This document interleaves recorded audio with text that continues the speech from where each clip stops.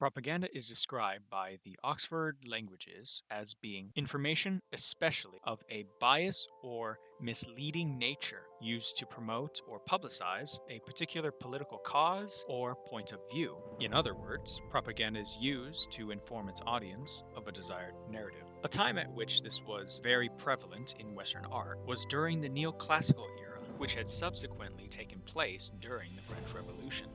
Jacques-Louis David was one of the most influential artists of this era and served as head propagandist for the Jacobin Club, which was the most extreme group of the French Revolution. He is best known for his overt propaganda messaging, intense depictions of subject matter, and the artistic rendering in his paintings. Many great propaganda pieces following his career can trace their strongest elements back to David's paintings, such as The Death of Marat, due to its clear moralistic messaging and intense visual imagery. The Death of Marat was painted in 1793, oil on canvas, and is approximately 64 inches by 50 inches large. David created this painting to commemorate the assassination of influential French revolutionary writer and best friend, Jean-Paul Marat. During the revolution against France's monarchy, many extremists saw Marat's death as tragic and later viewed David's piece as religious iconography for the revolution. In this painting, Marat lays dead from an assassination in the lower half of the painting, leaving the top half empty. His body is in the tub that was used to treat his illness, while the knife that was used to kill him lay on the floor just underneath it off to the left. His right arm hangs out from the tub towards the floor, with his hand still holding the pen with ink.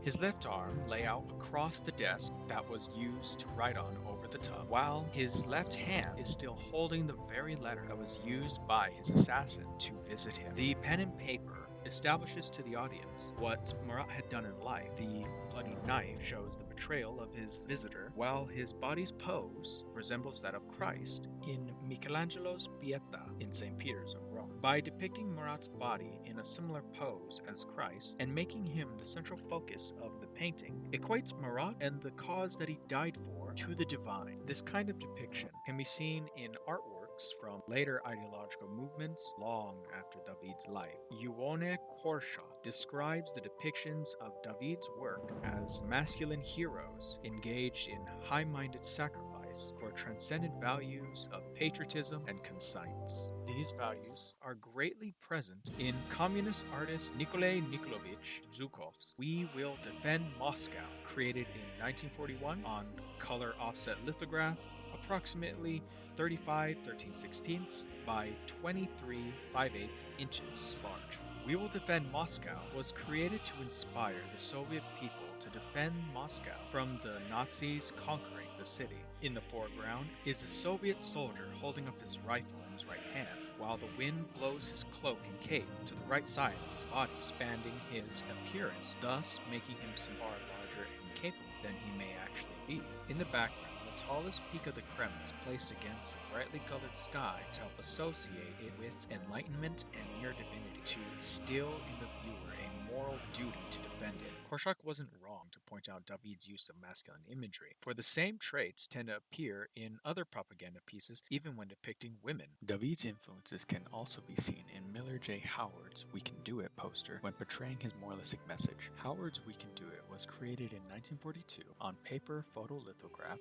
and is approximately 22 inches by 17 inches large. The woman in the foreground holds up her arm while pulling her sleeve back in a masculine fashion to emulate male traits. The big bold words in the word bubble above are to emphasize their importance and relevance to her actions as well as the larger cause at stake. Her actions are to inspire women to take up the role of a man to help further the nation's war effort. There may not be any religious symbolism present, but her large image as well as firm stare into the viewer's space is to invoke confidence, determination, and the association to a larger-than-life movement. Moreover, both examples take subtle stylistic cues from David's representation of Marat. The Death of Marat was innovated for propaganda through David's use of texture as well as light contrast.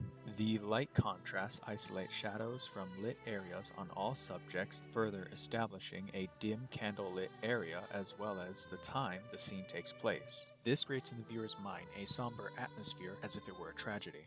Zugov's We Will Defend Moscow has soft but bold textures, creating a friendly yet mighty looking soldier, while the sky's strong light contrast helps convey daybreak, invoking optimism.